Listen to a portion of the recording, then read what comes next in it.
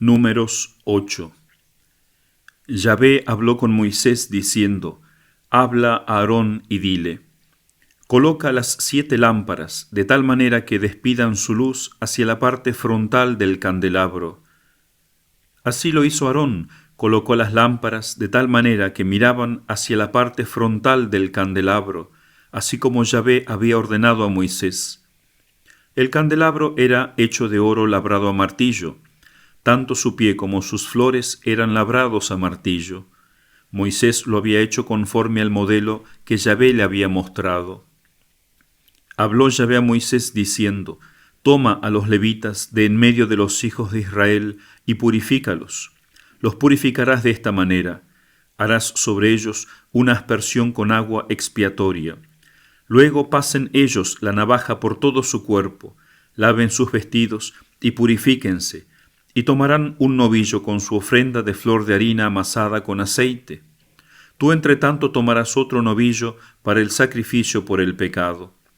Después mandarás que se presenten los levitas ante el tabernáculo de la reunión, donde reunirás a toda la congregación de los hijos de Israel. Cuando presentes a los levitas ante Yahvé, impondrán los hijos de Israel sus manos sobre los levitas, y Aarón ofrecerá a los levitas como ofrenda mecida ante Yahvé de parte de los hijos de Israel, y así serán iniciados en el servicio de Yahvé. Luego los levitas pondrán sus manos sobre la cabeza de los novillos que tú ofrecerás, uno en sacrificio por el pecado y el otro en holocausto a Yahvé, para hacer expiación por los levitas. Harás que los levitas estén en pie delante de Aarón y sus hijos, y los ofrecerás como ofrenda mecida a Yahvé. De esta manera separarás a los levitas de en medio de los hijos de Israel, y serán míos. Hecho esto, los levitas empezarán a servir en el tabernáculo de la reunión. Así los purificarás y los ofrecerás como ofrenda mecida, porque me han sido donados y entregados por los hijos de Israel. Yo los he tomado para mí en lugar de todos los que abren la matriz, en lugar de todos los primogénitos de los hijos de Israel. Pues míos son todos los primogénitos de entre los hijos de Israel, tanto de hombres como de animales. El día en que hería todo primogénito en la tierra de Egipto, los consagré para mí. He tomado a los levitas como sustitutos de todos los primogénitos de los hijos de Israel, y he donado a los levitas enteramente a Aarón y a sus hijos, de en medio de los hijos de Israel, para que hagan el servicio de los hijos de Israel en el tabernáculo de la reunión, y la expiación de los hijos de Israel, a fin de que los hijos de Israel no sean castigados por acercarse al santuario. Moisés y Aarón y toda la congregación de los hijos de Israel hicieron así con los levitas. Todo cuanto Yahvé había mandado a Moisés respecto a los levitas, así hicieron con ellos los hijos de Israel. Purificáronse pues los levitas y lavaron sus vestidos, y Aarón los ofreció en ofrenda mecida ante Yahvé, e hizo expiación por ellos para purificarlos.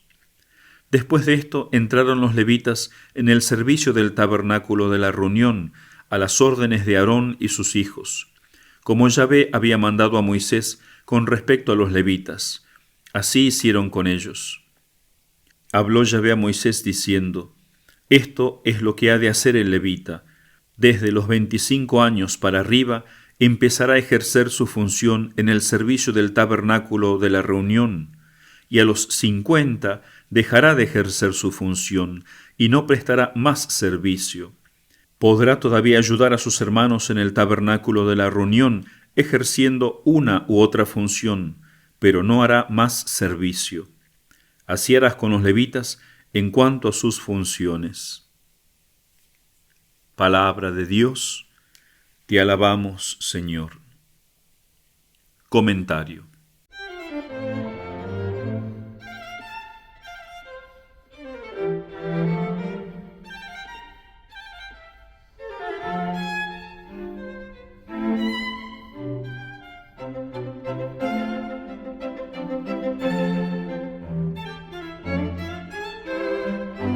Dice el Padre Dolindo que el Señor es admirable en su divino pensamiento, aunque a nuestros ojos aparezca confuso. Sobre todo porque nos preguntamos por qué en este capítulo se nos habla del candelabro por un lado e inmediatamente de los levitas, de la consagración de los levitas. Y tienen mucha relación. El candelabro por su lado estaba situado al mediodía, al sur. Uno de sus brazos estaba extendido hacia el oriente y el otro hacia el occidente. Esto iluminaba el altar de los perfumes o del incienso, que estaba al oriente, y la mesa de los panes de la proposición, que estaba al septentrión, o sea, hacia el norte.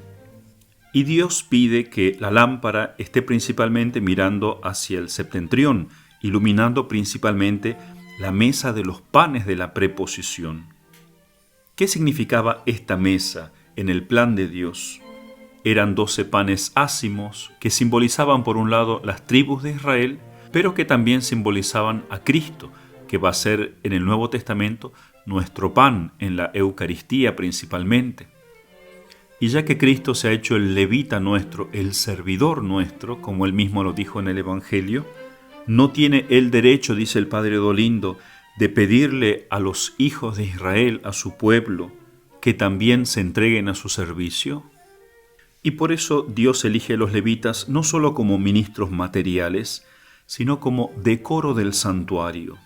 Así como el candelabro había sido hecho con la ofrenda de oro que habían dado los hijos de Israel, así también los levitas ahora eran la oferta que el pueblo de Dios había hecho a Dios, y los levitas se volvían como este candelabro, pero un candelabro vivo, no solo porque tenían que ocuparse de proveer el aceite para las lámparas y todos los demás utensilios, sino que ellos mismos tenían que, con su vida ejemplar, con su servicio, iluminar la casa de Dios, su tabernáculo. Entonces aquí vemos una hermosa enseñanza, dice el Padre Dolindo, especialmente los que se consagran a Dios, y de un modo particular los sacerdotes. Toda la vida tiene que ser orientada al tabernáculo, a la Santísima Eucaristía, de modo especial representada en esa mesa de los panes de la preposición. Por eso el sacerdote tiene que darle a esa mesa sagrada todo el fulgor de su amor. El sacerdote representa a todo el pueblo delante de Dios y él debe suplirlo al pueblo en esta ofrenda, en esta plegaria por ellos y hacerse de algún modo cargo de los castigos que meritan los pecados del pueblo de Israel. Entonces la vida del sacerdote tiene que ser principalmente consagrada a iluminar el santuario, al tabernáculo, a la Eucaristía. Y miren cómo después de 50 años los levitas ya no se ocupaban más de los oficios importantes del tabernáculo, sino que pasaban a ayudar de un modo secundario a los demás, a los más jóvenes. Entre 25 y 50 años solamente podían servir oficialmente en el santuario. Entonces seguramente habrían hecho la guardia del tabernáculo, ya no los trabajos más pesados. Lo mismo debe hacer un sacerdote, dice el Padre Dolindo, cuando su edad ya no consiente que trabaje activamente en la viña del Señor. Pero entonces debe ayudar a sus hermanos con la oración y debe hacer guardia al tabernáculo eucarístico. Qué cosa dulce para un sacerdote el pasar los años más graves de su vida, cuando todo declina y se avecina aquel día supremo, junto al tabernáculo eucarístico. Allí su corazón cobra nuevas fuerzas, el ánima se sacia de Dios, allí el mundo aparece tan lejano. Jesús lo ama tanto y desea conversar con él, mirándolo como su confidente y como su amigo. El sacerdote no es del mundo, es todo de Jesús, y más se siente de Jesús cuando la edad declina y no tiene ninguna otra actividad de la cual ocuparse. Feliz el sacerdote que cierra su vida como vigilante guardia de amor del tabernáculo eucarístico. Y esto es exactamente lo que vamos a ver en la vida de aquel gran doctor de la Iglesia que hoy tenemos que considerar, San Gregorio Nacianceno. En el capítulo pasado hablamos de otro de los grandes doctores que fue San Basilio, el mejor amigo de San Gregorio. San Gregorio nació en el seno de una familia noble alrededor del año 330. Su madre, Santa Nonna, es sin duda una de las grandes madres cristianas en la historia de la Iglesia. ¿Por qué? Porque primero convirtió a su marido, también llamado Gregorio, que pertenecía a una extraña secta llamada Ipsistarianos. Entonces ella logra la conversión de su marido, que luego se va a hacer obispo de Nacianzo, y también es santo, San Gregorio el Viejo. Ambos dieron a luz a Cesario, que fue médico y fue médico del emperador, y también es santo San Cesario. Y también tuvieron una tercera hija, además de Gregorio, Cesario, tuvieron a Gorgonia, también canonizada. Por eso San Gregorio, cuando hablaba de sus padres, los comparaba con Abraham y Sara, aquel hermoso matrimonio santo. Y eso que Capadocia y su gente eran tenidos en muy mala reputación en su época, como se sabe por aquel famoso dicho: una víbora mordió a un capadocio y la víbora murió. Era famosa Capadocia por la esclavitud que practicaba, por la avaricia que había y la vida licenciosa. Entonces, a pesar de vivir en una mala sociedad, pueden brotar grandes santos por la gracia de Dios. De hecho, cuando nació San Gregorio, su mamá lo llevó a la iglesia, puso las manitas de él sobre el libro del altar y así dedicó su hijo al servicio de Dios. Después de ser educado en su familia, San Gregorio fue mandado a las más célebres escuelas de su época. Primero fue a Cesarea de Capadocia, donde se conoció con San Basilio Magno. Luego viajó a otras metrópolis del mundo antiguo como Alejandría de Egipto y más tarde en Atenas, donde se encuentra nuevamente con su amigo San Basilio. Allí estudiaron más o menos unos 10 años. Por eso, más adelante, recordando su amistad con San Basilio, escribiría esto: yo entonces no solo sentía gran veneración hacia mi gran amigo Basilio por la austeridad de sus costumbres y por la madurez y sabiduría de sus discursos, sino que también inducía a tenerla a otros que aún no lo conocían. Nos impulsaba el mismo anhelo de saber. Nuestra competencia no consistía en ver quién era el primero, sino en quién permitía al otro serlo. Parecía que teníamos una sola alma en dos cuerpos. Y a pesar de tener una brillante carrera por delante, San Gregorio prefiere irse con su amigo a vivir una vida consagrada a Dios. Se retira al desierto con él unos 2 o 3 años. Junto con San Basilio editan algunos trabajos exegéticos de Orígenes, además de que ayudó a su amigo a compilar aquella famosa regla para los monjes.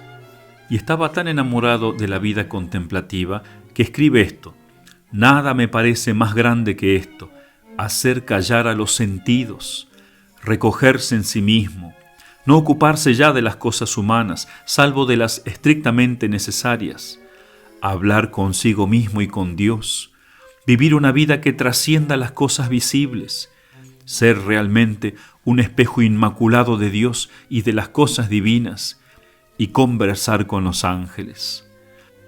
Nosotros a veces estamos muy metidos en este mundo y nos rehusamos a rezar, preferimos las delicias mundanas terrenas y no nos damos cuenta que la vida contemplativa nos ofrece realmente unos placeres mucho más perfectos, más puros y sublimes.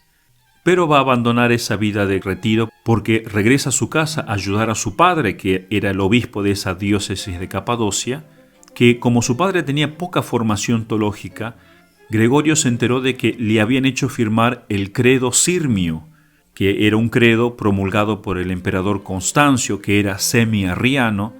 Entonces, para ayudar a su padre a no caer en esa herejía, deja esta vida de soledad por amor a su padre, por amor a la fe sobre todo.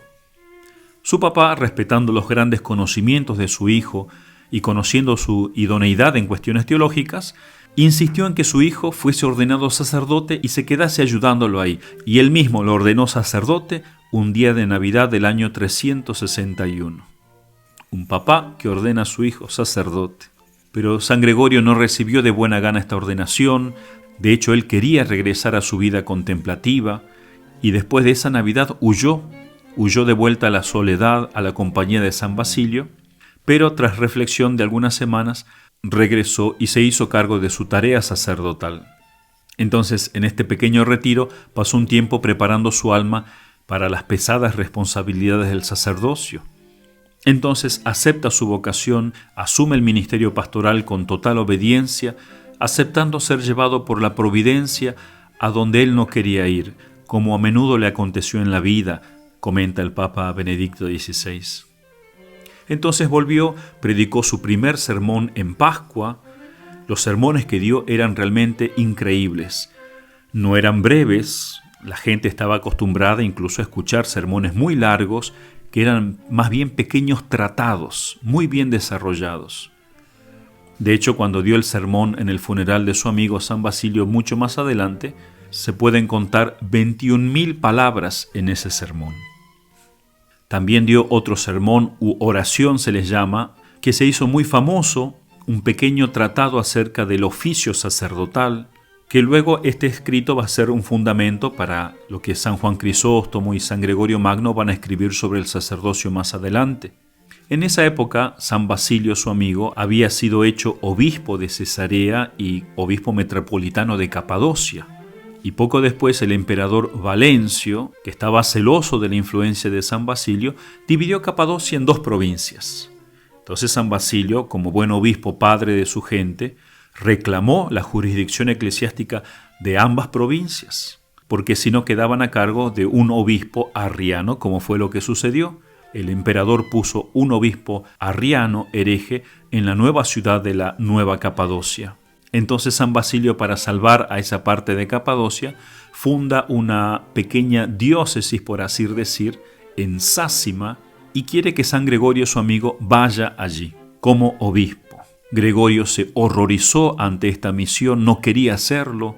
San Basilio no lo escuchó para nada, lo ordenó obispo y lo mandó allí contra su voluntad. Y verdaderamente no pudo llevar allí una buena misión. A pesar de que era un hombre tan talentoso San Gregorio, es muy poca la influencia espiritual que tuvo en ese pueblo de Sácima, y al poco tiempo abandonó la diócesis y regresó a Nasancio para ayudar a su padre como obispo coadjutor de él. Este episodio realmente fue muy doloroso para ambos, para San Gregorio y San Basilio, a pesar de ser grandes amigos. Entonces, mientras ayudaba a su padre en las tareas de la diócesis, este murió a principios del año 374 y su esposa Nona también pronto lo siguió a la tumba. Ya habían muerto los otros 2 hermanos de Gregorio, así que ahora él se encontraba solo, sin lazos familiares. Se enfermó en el año 375, estuvo a punto de morir a causa de una grave enfermedad. Se retiró al monasterio de Seleuci, viviendo allí en soledad 3 años. Hacia el final de este periodo de retiro había muerto su amigo San Basilio Magno, y a pesar de que San Gregorio no pudo ir al funeral a causa de su mala salud, escribió una carta de condolencias al hermano de San Basilio, San Gregorio de Niza, y compuso 12 hermosos poemas memoriales o epitafios a su difunto amigo.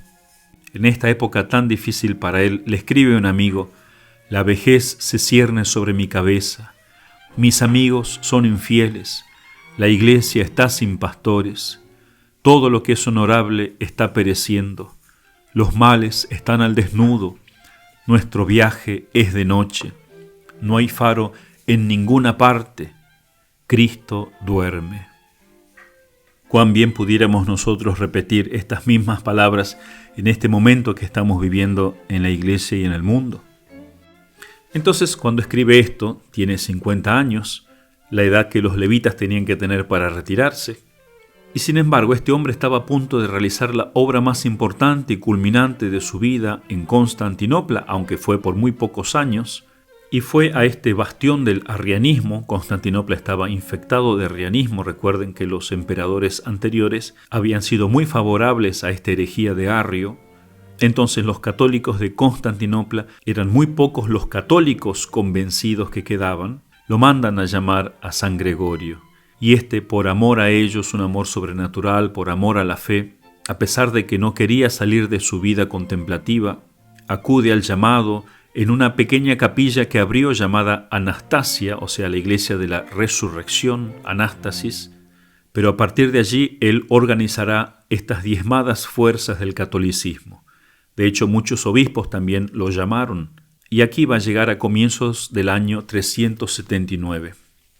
3 semanas después de la muerte de San Basilio, su amigo, fue promovido como emperador de Oriente el gran Teodosio. Recuerden que el Imperio Romano estaba dividido en Oriente y Occidente. Y la capital del Imperio de Oriente, del Imperio Romano de Oriente, era Constantinopla.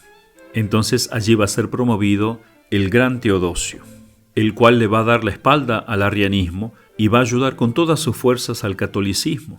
Por eso el obispo arriano de Constantinopla, Demófilo, tuvo que marcharse. Teodosio el emperador se hizo muy amigo de San Gregorio, devolvió las iglesias a los católicos, y va a ser algo que hasta el día de hoy los enemigos de la iglesia no le perdonan a este emperador. Va a aprobar el catolicismo como la única religión oficial del Imperio Romano. Recuerden que el catolicismo desde que nació había sido grandemente perseguido. Hubieron 10 grandes persecuciones de parte del Imperio Romano, hasta el año 313 en que Constantino se convierte, ve el signo de la cruz y prohíbe la persecución, aprueba el cristianismo como religión, como una de las religiones del imperio. Todavía Constantino no va a poder destronar el paganismo que había en el imperio. Entonces van a convivir el catolicismo y el paganismo. Y entre medio de esto, esta herejía del arrianismo, que como un cáncer busca destruir el catolicismo. Entonces esto sucedió en el 313, y en el 380, con este otro emperador Teodosio, el cristianismo o catolicismo, como se había comenzado a llamar en los primeros siglos, va a quedar como la única religión oficial del imperio. Fue desterrado el paganismo, los falsos ídolos del imperio, y fue un golpe tremendo al arrianismo. De hecho, el mismo emperador Teodosio quiere que se haga un concilio, que todos los obispos del mundo se reúnan allí para definir bien la fe católica, para volver a renovar sobre todo aquello del concilio de Nicea, reafirmar la fe católica, que Jesucristo es verdadero Dios, que el Espíritu Santo también es Dios, la fe en la Santísima Trinidad, contra estos arrianos que decían que Jesucristo era un hombre más. Entonces en el año 381 se va a dar este primer concilio de Constantinopla. Más adelante va a haber un segundo concilio de Constantinopla, pero más de 170 años más tarde. Y es bueno recordar que entre Constantino y este emperador Teodosio, entre el 313 y el 380, habían pasado emperadores favorables y desfavorables al catolicismo. Por ejemplo, uno de los hijos de Constantino, Constancio, o Valente, o sobre todo Juliano el Apóstata, que había sido incluso compañero de estudios de San Gregorio y San Basilio. Y como escuchamos en la vida de San Basilio Magno, Juliano el Apóstata, cuando ya emperador iba a hacerle la guerra a los partos, prometió que al regresar iba a hacerle una guerra más sangrienta a los católicos. Juliano, a pesar de haber sido bautizado, como reniega de su fe, por eso se le llama el apóstata, de amar a Cristo, o supuestamente profesar amarlo, se volvió su gran enemigo. Y como escuchamos en el capítulo anterior, en una batalla le vino de lo alto una lanza lanzada por un soldado que nadie sabe, San Mercurio sabemos nosotros, que lo hirió de muerte. Entonces Juliano, viéndose herido y sabiendo que iba a morir, con grandísima ira, cuenta San Gregorio Nacianceno, con grandísima ira contra Jesucristo, levantó la voz diciendo: «Venciste, Galileo». Tomó un puñal, bañándolo en su propia sangre que corría de la herida, la tiró al cielo. Puñal, el cuchillo hacia el cielo, como tirándoselo a Jesucristo. Y cuenta San Gregorio que en ese momento se abrió la tierra y se lo tragó, echando de sí llamas espantosas. Entonces aquí se encuentra San Gregorio Magno, en Constantinopla, en una situación que se había dado vuelta, que se estaba dando vuelta. Y era tan gran predicador, tan sabio y tan profundo, que no solamente los católicos iban a escucharlo, sino también muchos herejes, atraídos por la santidad de vida de él y por su elocuencia, su sabiduría. Allí, sobre todo en esa capilla de Anastasia de la Resurrección, pronunció 5 maravillosos discursos, oraciones, explicando el misterio de la Santísima Trinidad, lo que le ganó el título de el teólogo. Este santo doctor es conocido como el teólogo. También dio discursos elocuentes, famosos hasta la actualidad, sobre San Cipriano, sobre San Atanasio, sobre los Macabeos. entre los más famosos. Pero a la vez los arrianos lo perseguían violentamente, había peligro de muerte para San Gregorio, pero también fue convirtiendo muchísima gente al catolicismo. En su sabiduría reunía la sabiduría de San Atanasio, de San Hilario, de San Basilio. Era un orador consumado, que hacía que la doctrina realmente cobrara vida en la mente de la gente que lo escuchaba. Por eso no era un teólogo frío, que escribe libros pero que no se hace entender por nadie, que no convence a nadie. Era un teólogo con una teología viva. Por eso también se le da el título del Demóstenes cristiano, Demóstenes que era un famoso orador griego. De hecho, en esta época se va a volver discípulo y pupilo suyo el gran San Jerónimo, que también va a ser uno de los padres de la Iglesia, uno de los doctores y el patrono de todos los que estudian Biblia. Luego San Jerónimo va a contar cuánto le debió a su erudito y elocuente maestro Gregorio. Entonces, esta exposición clara de la verdad fue un duro golpe al arrianismo. ¿Qué obras nos han llegado de San Gregorio? San Gregorio no era un escritor en el sentido de que planificara escribir un libro, extensos comentarios o tratados. Él escribía para la ocasión inmediata, pastoralmente podríamos decir. Sermones, también llamada oraciones, cartas y poemas. Sermones, cartas y poemas. Se conservan 45 sermones, unos 400 poemas y 245 cartas, que le valieron el título de El Teólogo. Uno de los que les da el título es San Juan Crisóstomo, otro de los grandes doctores de la Iglesia que ya estudiaremos. Entonces llega el momento del concilio en el 381. Mientras San Gregorio participaba en este concilio, fue elegido como arzobispo de Constantinopla y presidente del concilio ecuménico, aunque contra la voluntad de San Gregorio, pero casi inmediatamente se desencadenó una fuerte oposición contra él. Aguantó unos meses. La gran obra de San Gregorio en Constantinopla estaba terminada. Había socavado allí la posición del arrianismo, había restablecido la fe católica, que con el tiempo florecería fuerte, y ya no estaba él muy interesado en el trabajo organizativo que ahora se necesitaba. Por eso pidió que se pusiese a alguien a cargo y él se retiraría. Y en la catedral abarrotada pronunció un discurso de despedida muy emotivo, lleno de dignidad, y concluyó con estas palabras: «Adiós, gran ciudad, amada por Cristo. Hijos míos, os suplico, conservad el depósito de la fe que se os ha confiado. Recordad mis sufrimientos. Que la gracia de nuestro Señor Jesucristo esté con todos vosotros». Así volvió a Nacianzo, a la antigua diócesis de su padre. Durante cerca de 2 años se dedicó al cuidado pastoral de aquella comunidad cristiana que estaba abandonada, mientras pedía que se le asignase un obispo. Iba a ser asignado un primo suyo como obispo de ese lugar, y luego ya se va a retirar definitivamente al desierto a una vida de oración, como él tanto anhelaba. Aquí va a llevar una vida fundamentalmente de erudito tranquilo y un poeta. San Gregorio es considerado el poeta entre los teólogos griegos y latinos del siglo IV, aunque lamentablemente gran parte de su obra no se ha editado siquiera.